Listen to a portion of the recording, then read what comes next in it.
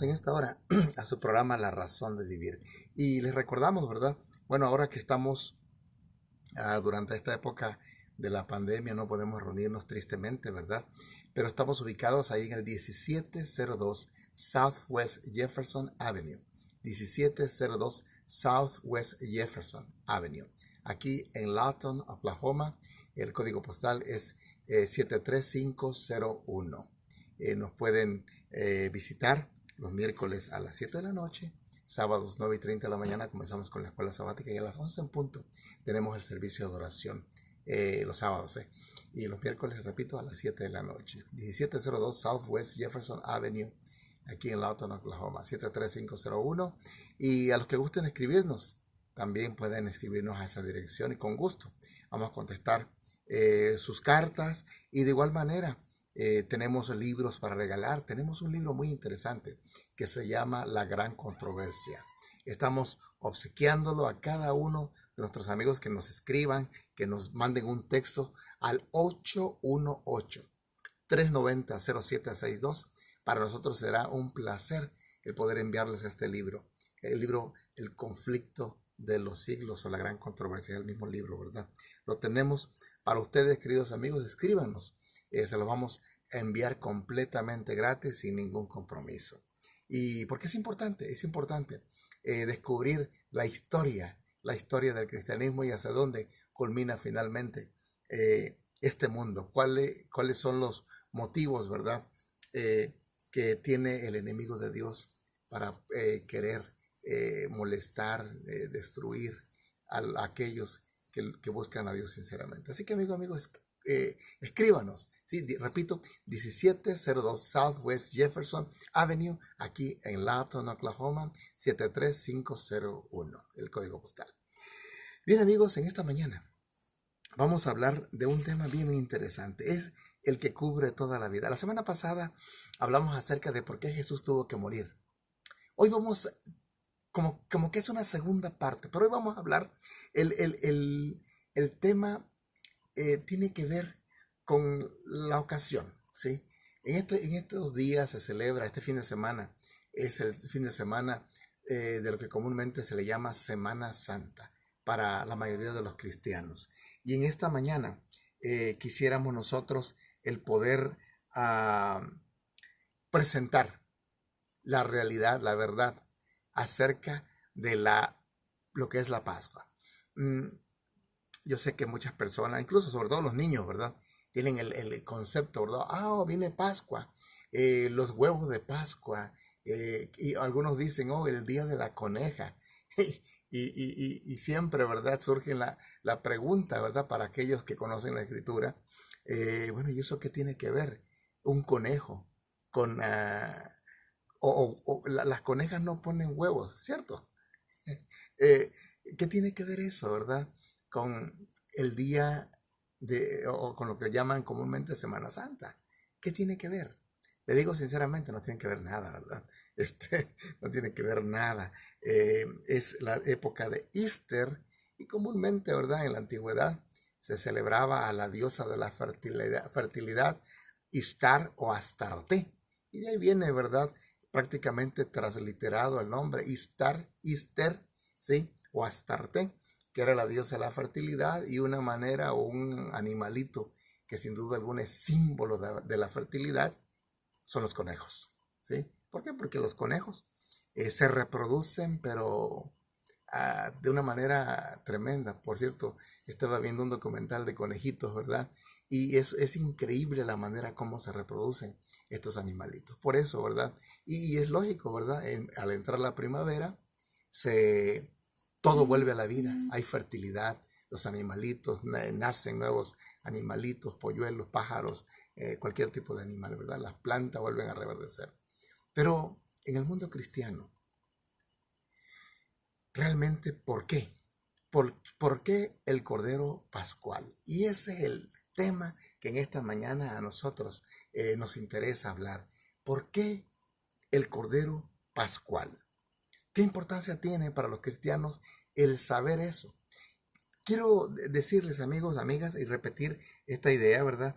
De que el asunto del Cordero la muerte de Cristo está prácticamente permeando, llenando todo, toda la escritura, desde el inicio, desde el Génesis hasta el Apocalipsis, se habla del Cordero, ¿sí? Del Cordero.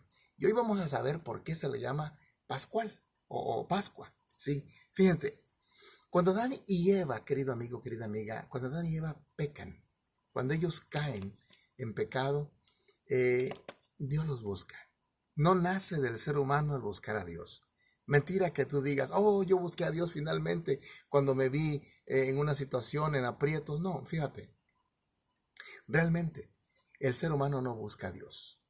Es más, cuando pecamos, huimos. El asesino cuando mata a alguien, no va corriendo a una iglesia a pedir perdón y a enmendar su vida, no, al contrario, huye, huye de Dios. Adán y Eva, ¿qué es lo que hicieron cuando pecaron? Huyeron de Dios. Fueron y se escondieron debajo de los árboles, de los arbustos, y se cubrieron con hojas de higuera. Ahora, fíjate que viene Dios y les pregunta, Adán, Eva, ¿dónde están? ¿Y qué dice Adán? ¿Qué dice Eva? Señor, escuchamos tu voz en el jardín, en el huerto, y tuvimos miedo. Por eso nos escondimos. Y aquí viene la pregunta de Dios, ¿verdad? ¿Miedo? Miedo. ¿De cuándo acá ustedes, seres perfectos, seres que nunca han pecado, de cuándo acá tienen miedo? ¿Acaso comieron del fruto del árbol que les dije que no comieran? Fíjate, amigo, amiga, Dios sabía qué es lo que había pasado. Así como Dios conoce lo que tú y yo hacemos todos los días, en público y en secreto. Dios lo sabe. La pregunta era hacia Adán y Eva que si ellos en algún momento habían probado del fruto, era porque Dios espera que el ser humano lo busque a Él para confesar sus pecados. Dios no te va a sacar una confesión a la fuerza, ni quiere que vayas a Él por temor. Dios quiere que vayas a Él convencido de que has cometido un error, convencido de que has actuado mal, convencido de que necesitas enmendar tu vida, de que necesitas cambiar de rumbo, de paso. Eso significa la palabra conversión, cambiar de rumbo. ¿Te acuerdas aquellos que han ido a alguna escuela donde les enseñan, verdad, a marchar? De repente dicen conversión a la derecha, conversión a la izquierda. Eso quiere decir cambiar de rumbo. Pues bien, Dios quiere guiarnos a una conversión, nos quiere hacer entender que nosotros hemos errado y que vayamos a Él, que le pidamos perdón. Porque quien hemos ofendido no es a Pedro, no es a Juan, no es a Judas, no es a Santiago, etcétera, etcétera. A quien ofendemos realmente es a Dios, porque son los mandamientos de Dios aquellos que se han pisoteado. Adán y Eva habían roto esos mandamientos, en este caso el mandamiento de no comer del fruto del árbol, que por cierto, y ya lo dijimos en un tema anterior, ahí estaban, ¿verdad? Ahí están los principios de los mandamientos de Dios, ¿sí? Satanás le había dicho a Eva, Eva, el día que comas de este fruto vas a ser como Dios. ¿Y qué dice el primer mandamiento? No tendrás dioses ajenos delante de mí. Y el segundo dice, no tendrás imagen. Es decir, Adán y Eva en algún momento, ¿verdad? Quisieron ser como Dios, a ver qué se sentía tener la habilidad de Dios. Lo que Satanás le dijo es que también iba a venir tremenda desgracia a sus vidas. Muy bien, vayamos rapidito. Dios, al ver que Adán y Eva pecan, les dice, tienen que morir. Pero ¿saben qué? Tengo buenas nuevas. Hay alguien que puede morir en lugar de ustedes. Y Dios, dice el texto bíblico que Dios los vistió con pieles de animales. ¿Sabes qué animal pudo haber sido, sin duda alguna, con el cual vistió Dios a Adán y Eva? La piel de un cordero. ¿Por qué? Porque a partir de ese día Dios instituye el sacrificio de alguien que moría en lugar de uno, del ser humano. Y así Adán y Eva ahora pone en sus manos. Ahora imagínate este cuadro, amigo, amiga. Sentir la culpa en tu vida y ahora poder ver a un animalito que está muriendo por tu culpa. Tener que agarrarlo tú y con el cuchillo cortarle el cuello hasta que rompes esa vena, la yugular, y comienza el animalito a morir. Esa es una escena tremenda. Ahora, para Adán y Eva, que nunca habían visto la muerte, eso fue impactante. Consideraron ahora el problema del pecado como un asunto bien serio. Posteriormente, de igual manera, Adán y Eva le enseñan a sus hijos que esa era la manera como acercarse a Dios. Por eso, Caín y Abel estaban acostumbrados a traer sacrificios a Dios para que en lugar de que ellos murieran, muriera un cordero. Ahora fíjate, un día Abel ofreció su sacrificio, un corderito, y Dios se agradó de él. Caín viene, pero Caín era como somos la mayoría de los seres humanos. Caín pensaba ganar el favor divino por sus propios méritos y a su manera. Dios había dicho cordero. Caín dijo, no, yo voy a traer mi fruto de la tierra. Traía vegetales, cebollas, cilantro, rábanos, qué sé yo qué traía. Traía el fruto de la tierra porque él era agricultor. Él dijo, de lo mejor se lo doy a Dios. Es cierto, sí le estaba dando a Dios lo mejor, pero no le estaba dando a Dios lo que él pedía para expiar sus pecados. Tenía que haber derramamiento de sangre, y sin derramamiento de sangre no hay remisión de pecados. Por eso cuando cuando Caín ve que Dios se agradó más de su hermano Abel que de él mismo, se llenó de odio, de celos, y fue y mató a su hermano Abel. Y tristemente, ¿verdad?, comienza una serie de desgracias en este mundo. Pasan los años y finalmente, ¿verdad?, y eso existía. Y Dios a sus hijos, a los patriarcas, a Abraham, en este caso a Noé, que fue después de Adán, ¿verdad? Noé de igual manera sacrificó. Cuando sale del arca, él sacrifica corderos, sacrifica animales, palomas. ¿Por qué? Porque eso simbolizaban a aquel que un día iba a venir. Estamos hablando, ¿verdad?, de cuando el ser humano sale del arca. O sea que Dios había instituido eso y el ser humano lo practicaba. Llegamos a la época de Abraham. Y Abraham ahora también sacrificaba. Pero lo curioso es que un día Dios le dice a Abraham, ¿sabes qué, Abraham? Ya que tienes un hijo, quiero que me hagas el favor de ofrecérmelo. Óyame, eso era terrible, ¿eh? El ofrecerle al hijo amado. Le iba a doler a Abraham, pero Abraham, dice la Biblia, que obedeció a Dios. Y fue hasta un monte, el monte Moria. Y ahí amarró a su hijo y su hijo le dice, papá, cuando iban llegando le dice, papá, ¿dónde está el cordero? Y Abraham le dice, Dios proveerá, hijo. Pero cuando ya comenzó Abraham a hacer el altar y mientras el niño juntaba la leña, finalmente la pusieron encima del altar, Abraham amarra a Isaac y lo pone y le dice, tú vas a hacer el sacrificio. ¡Qué tremendo! Y Abraham agarró y el muchacho no forcejeó. ¿Por qué? Porque estaba acostumbrado a obedecer a su padre. Tenía un carácter de obediencia. Pero fíjate, ahí vemos el milagro de Dios. Abraham le había dicho a su hijo, Dios proveerá. Y Abraham agarró el cuchillo y justo de darle la estocada al cuello de su hijo, llega un ángel y detiene la mano de Abraham. ¿Y qué pasa? Dice, ya Dios ha visto, ¿verdad?, que le temes. Dios sabía, ¿verdad?, lo que iba a pasar con Abraham. Pero Dios quería que Abraham mismo entendiera lo que significa el tener un cordero que ocupe el lugar de alguien. Y si alguien experimentó en carne propia lo que significa el que alguien salve su vida, fue Isaac.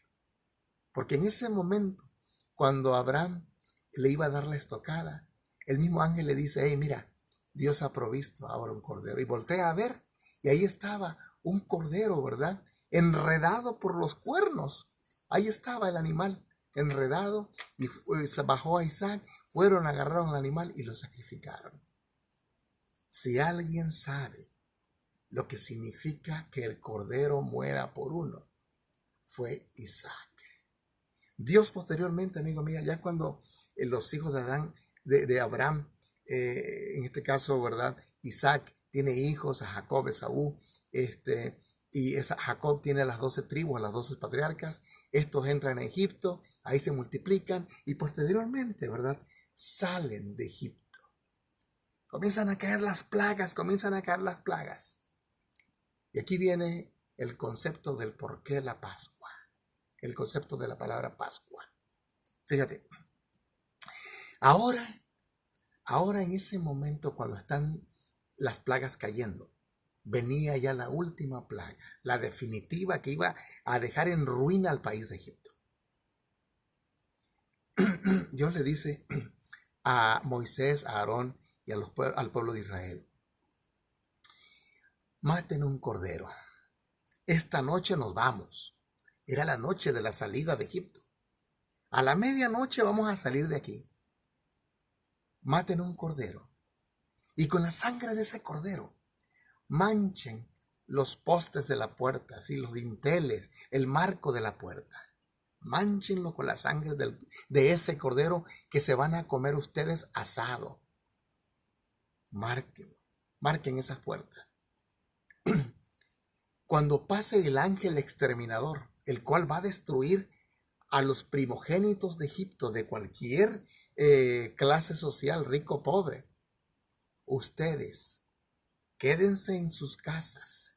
Y cuando el ángel pase, y si hay un primogénito, un primer hijo o hija dentro de esa casa, si el ángel ve la mancha de sangre, nadie va a morir. Así que, amigo, amiga, imagínate el nerviosismo que había en el corazón de los hijos primogénitos, de las hijas primogénitas. La noche vino, ¿verdad? Y se escuchaban los alaridos, los gritos de la gente, al ver que de repente sus hijos se iban muriendo. Entre los egipcios. Pero entre el pueblo de Dios, nadie murió. Porque ellos creyeron a la palabra que Dios les había dado. De que por la sangre de un cordero, Dios iba un día, en ese momento iba a pasar por alto la muerte. Ya el cordero había muerto por ellos. Ahora aquí viene la palabra. Por eso se llama Pascua. En inglés es Passover, que quiere decir pasar encima. Eso significa que pasó encima el ángel y no hizo nada. No tocó para nada a nadie de los que estaban adentro, específicamente a los primogénitos. Ahora, querido amigo, querida amiga, vuelvo a repetir este concepto. Si alguien sabía que gracias a un cordero no habían muerto, eran los primogénitos. Y el pueblo de Israel entendió de que ese cordero simbolizaba a aquel que un día iba a venir a morir por los pecados de cada uno de los que creyeran en él. Oh, querido amigo, querida amiga, este concepto es el que Dios quería que el pueblo tuviera, de que había un mediador, de que había alguien que venía a morir por ellos, porque los amaba bastante Dios, y por eso un día Dios envió también a Jesús para que muriera por aquellos que creen en Él, por todo el mundo, ¿verdad? Pero el que cree en Él, como dice San Juan 3:16, no se pierda, mas tenga vida eterna. Querido amigo, querida amiga, vamos a seguir adelante. Mientras tanto, escucha lo que Dios hace con nosotros, con esa sublime gracia.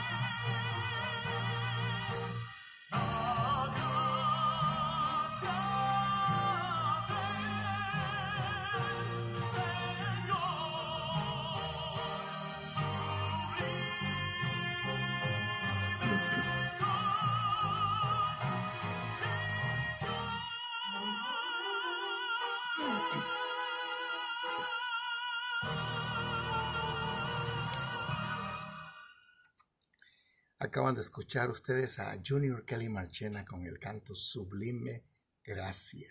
Qué hermoso canto. Y así es, querido amigo, querida amiga. Fue gracias, ¿verdad? A esa gracia de Cristo. Y fíjate que, por cierto, de ahí viene, ¿verdad? El vocablo gracias. Porque es gratis. ¿Sí? Gracia. La palabra gracia es ese don inmerecido. Ese perdón que tú y yo, querido amigo, querida amiga, no merecemos, pero es gratis para aquel que lo acepta, para aquel que lo recibe. La salvación no cuesta nada y no tienes que hacer nada, ¿sí? El ser humano no tenía que golpearse la espalda, darse latigazos o ir de rodillas caminando para experimentar el perdón de Dios, sangrándose, lacerándose. Te digo una cosa, querido amigo, querida amiga. Ya un día, Cristo llevó los clavos, sufrió en su espalda los latigazos, sufrió los clavos, sufrió la cruz, para que tú y yo, creyendo en Él, tengamos vida eterna. Ahora, quiero en esta hora, en este momento ahora, en los minutos que nos quedan, querido amigo, amiga, hablar un poquito acerca de lo que, cómo estaba esto en el pueblo de Dios, ¿verdad?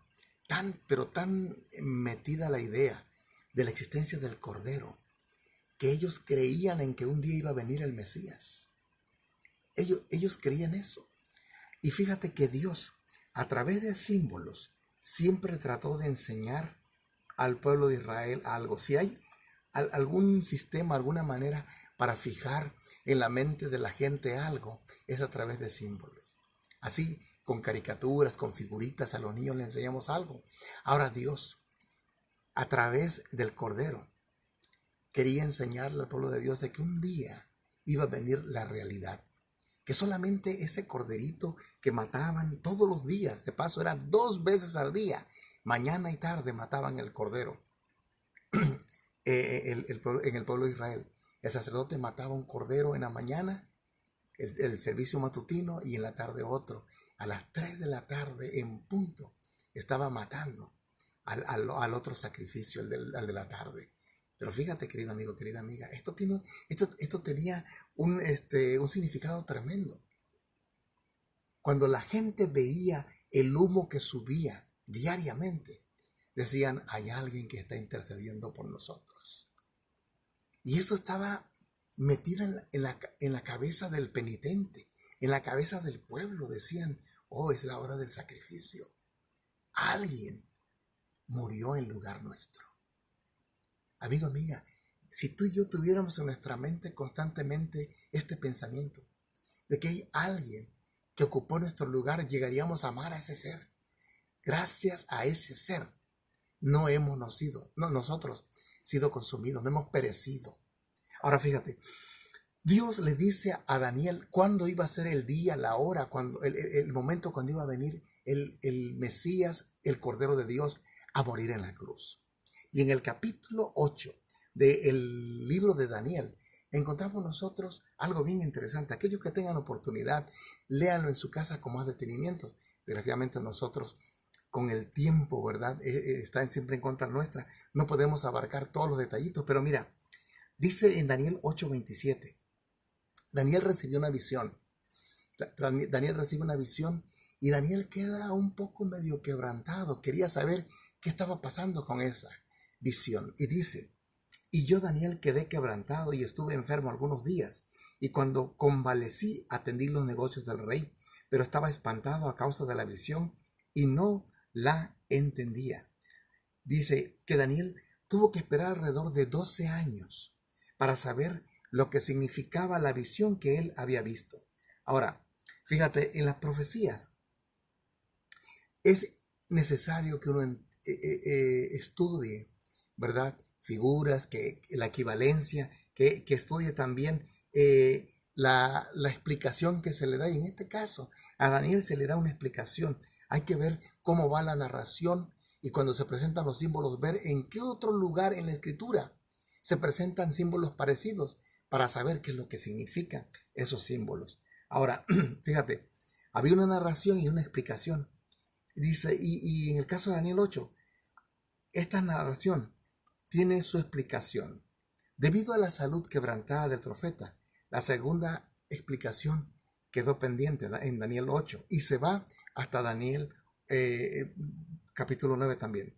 Ahora, Daniel finalmente toma los escritos del profeta Jeremías. El problema de Daniel es que Daniel estaba preocupado por su pueblo. Daniel quería saber cuándo su pueblo iba a regresar a Jerusalén, porque para Daniel el hecho de saber que existía un lugar de donde venía y que se llamaba Jerusalén era motivo de oración todos los días.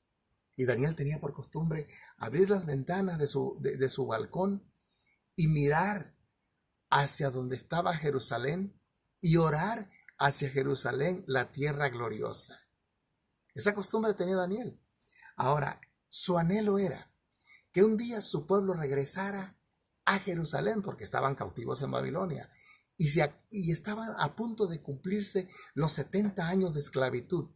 Por eso Daniel oraba, para que ya el Señor no desistiera de finalmente darle la oportunidad al pueblo que vinieran de regreso a Jerusalén.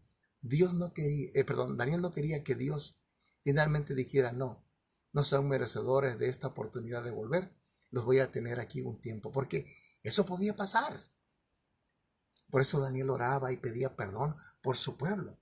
Daniel descubrió que la razón del largo cautiverio de 70 años se debió a la rebeldía de su pueblo, y esa es una gran verdad. Dios le había dicho al pueblo de Israel, el día que ustedes abandonen mi ley, el día en que ustedes sean personas que se olviden de serme fiel, como resultado de sus pecados, de su infidelidad, ustedes se van a ir cautivos a una tierra extranjera. Y en este caso, se fueron a Babilonia. El profeta Jeremías había dicho que por 70 años iban a estar en Babilonia. Estaban por cumplirse y Daniel oraba. Ahora, con lágrimas se arrodilló a orar y a interceder por su nación, y decía Daniel, ahí en el capítulo 9, verso 16, oh Señor, apártese ahora tu ira y tu furor, porque a causa de nuestros pecados Jerusalén y tu pueblo son el oprobio de todos en derredor nuestro. Ahora, fíjate, su oración queda interrumpida porque nota que una persona está parada a su lado, en silencio reverente. ¿Sabes quién es, querido amigo, querida amiga? Es el ángel Gabriel, a quien había estado largamente esperando después de haber estado en comunión con Dios en oración. El anciano profeta estaba listo para recibir el mensaje que traía Gabriel para él. Y dice ahí en el capítulo 9, verso 16 del libro de Daniel, y me hizo entender. Y habló conmigo diciendo, Daniel, ahora he salido para darte sabiduría y entendimiento. Al principio de tus ruegos fue dada la orden y yo he venido para enseñártela. Tremendo. Aquí podemos nosotros sacar otro tema. Simplemente comento, imagínate, amigo, amiga, lo hermoso que es el poder saber que tenemos un Dios que contesta las oraciones. Dice aquí, ¿a qué distancia estará el cielo de la tierra? No lo sabemos, pero sin duda alguna que está a cuatrillones, no sé qué palabra usar, quintillones de kilómetros, no sé, ¿verdad? Son millones y millones de kilómetros, no entra en la mente del ser humano, donde está la morada de Dios. Pero fíjate que dice el ángel Gabriel, le dice a Daniel, mira, en cuanto tú comenzaste a orar, me fue dada la orden de que viniera a darte la interpretación, a darte la respuesta de tu ruego. Óigame, amigo, amiga, eso es asombroso. Que un ángel vuele a una velocidad mucho más rápida que la luz. La luz viaja a 300,000 kilómetros por segundo. Imagínate.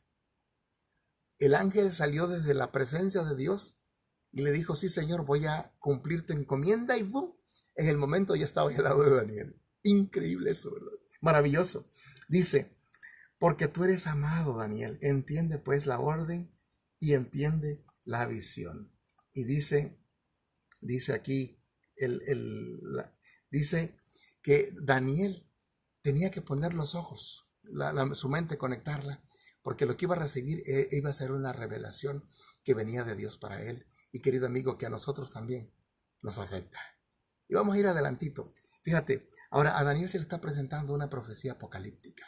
apocalíptica tiene que ver no con asuntos que tienen que dar miedo, al contrario. Muchas veces dicen, oh, esto es un apocalipsis y la gente se espanta. Apocalipsis quiere decir revelación. De ahí que en inglés el libro de Apocalipsis se llama Revelation, descorrer el velo. A Daniel se le estaba dando ahora una revelación, una profecía apocalíptica, una profecía donde se le estaba descorriendo el velo de las cosas que iban a pasar prontamente. Dice que es como descorrer el velo, una cortina. Y se le dice a Daniel, el capítulo 9, verso 24, dice, 70 semanas están determinadas sobre tu pueblo y sobre tu santa ciudad. O sea que Dios le estaba diciendo a Daniel, Daniel, mira, tu pueblo tiene 70 semanas como pueblo exclusivo de Dios. Así, 70 semanas. Ahora, ¿qué significa 70 semanas? Fíjate, querido amigo, querida amiga, 70 semanas son 490 años. En cada semana hay 7 días.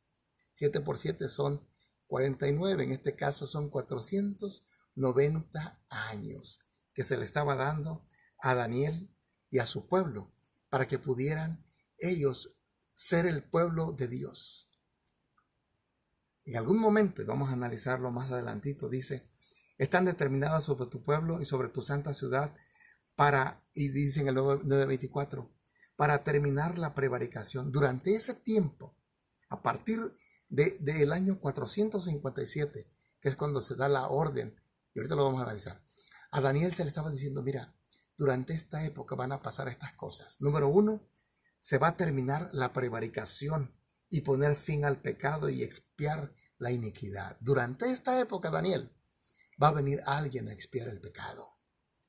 Va a traerse la justicia perdurable, número 2. Número 3, se va a sellar la visión y la profecía. Y número 4, ungir al santo de los santos. En esta época iba a aparecer, entre esos 490 años, en algún momento iba a aparecer el Mesías. Y qué emoción poder saber eso. Ahora fíjate, a ungir al santo de los santos, y la Biblia dice, ¿verdad?, en los evangelios, que cuando Cristo vino y se bautizó, Dios lo ungió, dice que descendió el Espíritu Santo sobre él en forma de paloma. Dice ahí en 9:25 de Daniel, sabe y entiende que desde la salida de la orden para restaurar y edificar a Jerusalén hasta el Mesías príncipe, habrá 7 semanas y 62 semanas. Se volverán a edificar la plaza y los muros en tiempos angustiosos. Ahora, ¿qué quiere decir todo esto? Fíjate, a Daniel se le estaba diciendo que iba a haber un decreto de restauración de Jerusalén, y esta fue dada, de acuerdo a la historia, en el año 457 a.C. por el rey Artajerjes. Ahora, en 457, los judíos comienzan a regresar a Jerusalén, comienzan a edificar, ¿sí? Tenían 70 semanas o 490 años, día por año, ¿verdad? 490 años como pueblo exclusivo de Dios. Ahora fíjate, dice ahí que en algún momento se le iba a quitar a la vida al Mesías príncipe. Dice, y después de las 62 semanas se quitará la vida al Mesías, mas no por sí. Y el pueblo de un príncipe ha de venir y destruir la ciudad y el santuario, y su fin será con inundación. Hasta el fin de la guerra durarán las devastaciones. Dice aquí que iba a ser ungido el santo de los santos. ¿Cuándo sucedió eso? Es bien interesante. Fíjate, el santo de los santos es ungido en la semana número 69. O sea, Jesús iba a ser ungido 7 años antes de que terminaran las 70 semanas. Es decir, los 490 años que tenía el pueblo de Dios para ser el pueblo exclusivo de Dios. Jesús es ungido como el Mesías en el año 31, en el año 27. Jesús para ese entonces dice la Biblia que tenía como 30 años. Ahora fíjate, ¿cómo está eso? Sí, porque los que hicieron el conteo de los años estaban atrasados 3 años. Ahora fíjate, Jesús es ungido en el año 27 y él iba a andar predicando 3 años y medio. Dice, vuelvo a repetir, después de las 62 semanas se quitará la vida al Mesías, mas no por sí. Y el pueblo de un príncipe que ha de venir destruirá la ciudad y el santuario, y su fin será con inundación, y hasta el fin de la guerra durarán las devastaciones. Jesús es crucificado, querido amigo, querida amiga, en el año 31. La destrucción de Jerusalén es hecha en el año 70 después de Cristo. Ahora fíjate, dice, y por otra semana confirmará el pacto con muchos, y a la mitad de la semana hará cesar el sacrificio y la ofrenda. Exactamente, en la última semana, en la semana número 70, es decir, a la mitad de esa última semana, Jesús muere. Jesús muere en el año 31. Ahora faltaban todavía 3 años y medio más, porque Jesús había estado predicando 3 años y medio. Y sabes qué cosa interesante, amigo, amiga. Esto nos lleva hasta el año 34. Y ahí es donde concluyen las 70 semanas. En el año 34 es apedreado Esteban, el diácono, un santo de Dios. Es apedreado, y en ese instante, a partir de ahí, el mensaje comienza a ser predicado a los gentiles, y ya no hay más oportunidad como nación privilegiada para que tenga, ¿verdad?, ellos este conocimiento. Ahora este conocimiento llega a todas las naciones, a toda nación, pueblo, tribu, lengua. Que sepamos nosotros que Jesús es el Mesías. Algo bien interesante que quiero notar aquí, querido amigo, querida amiga. Fíjate, el día cuando Cristo es bautizado, Juan el Bautista estaba en el río y de repente ve que viene caminando alguien. Y cuando Juan lo ve, el Espíritu Santo le dice, este es. Y entonces Juan levanta la mirada, ve que viene caminando Jesús y le dice a los que estaban alrededor de él, hey, este es el Cordero de Dios, el que quita el pecado del mundo. Y en ese momento que Jesús es bautizado, sale del agua, dice que el Espíritu de Dios viene y se posó sobre él. Y Dios dice, se escucha una voz que dice, este es mi Hijo amado, en el cual tengo contentamiento.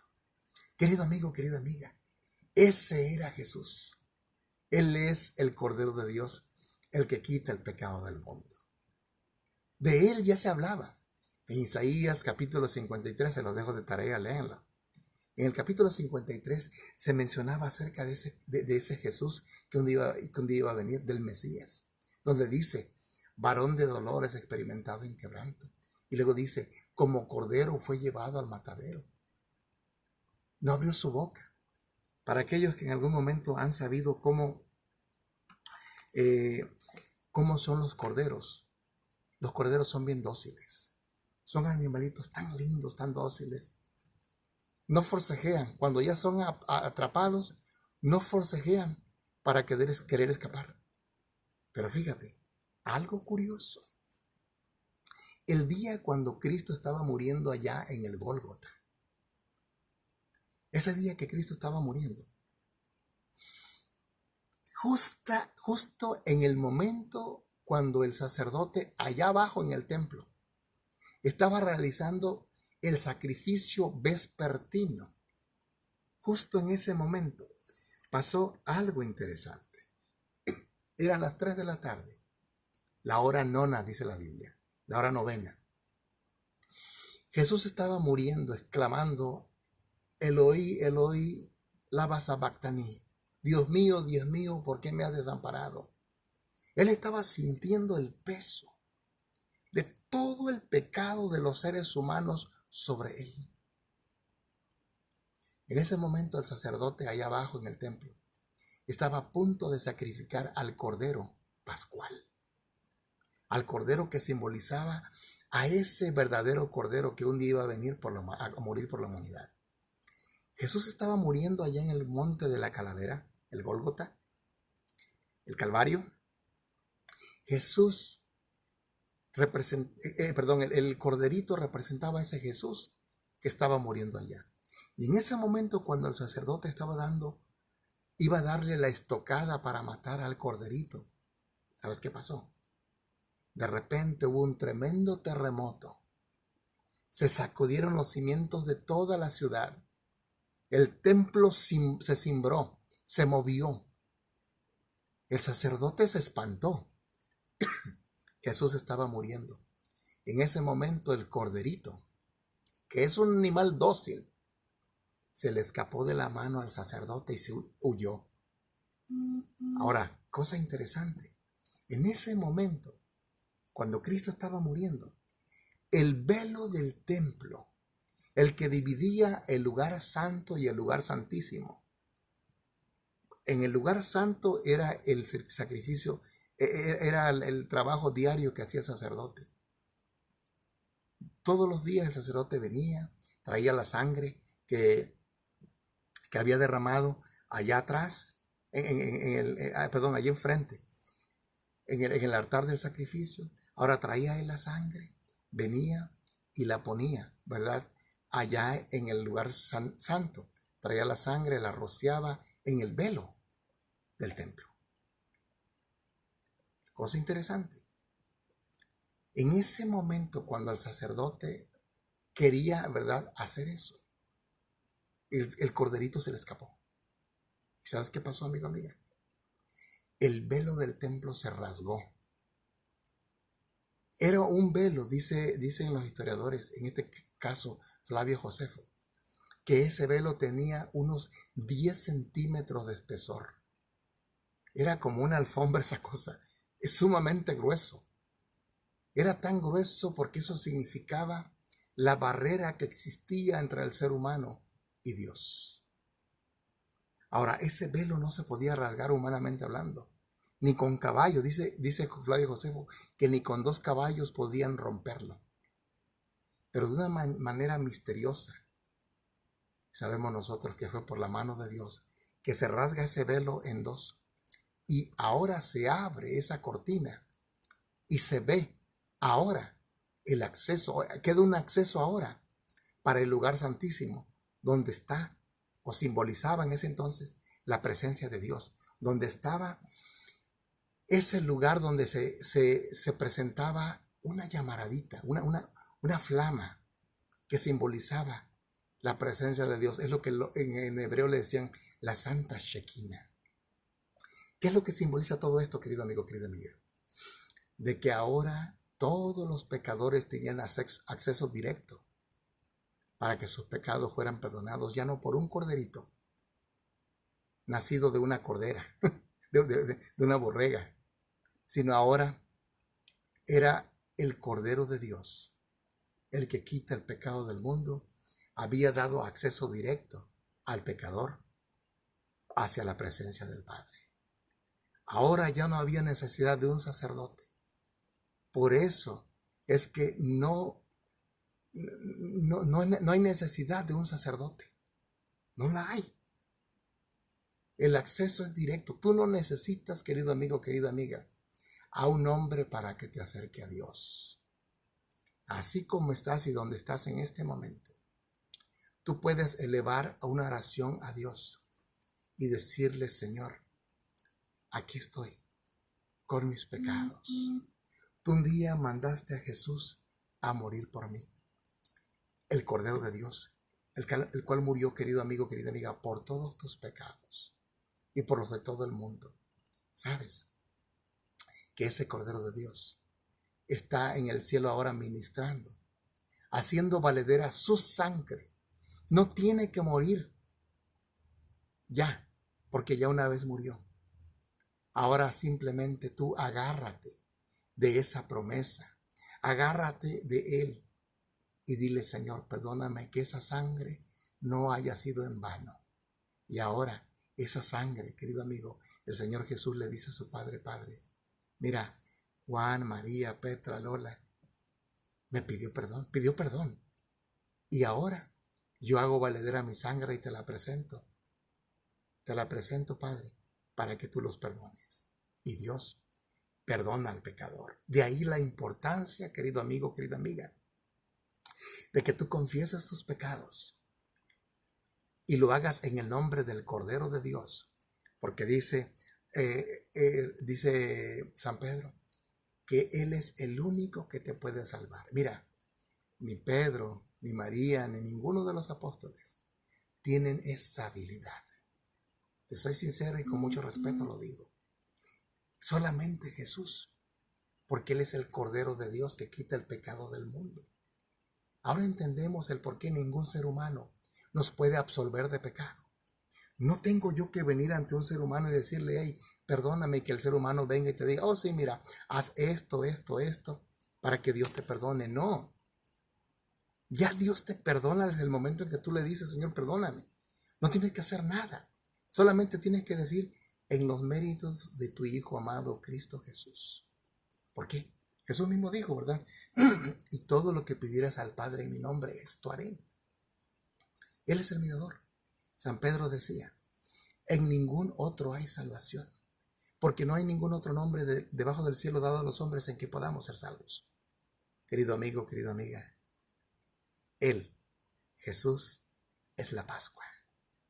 Él es el Cordero de Dios, el que quita el pecado del mundo.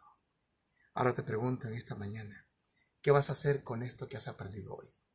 ¿Qué vas a hacer con esto que has conocido hoy que posiblemente ignorabas?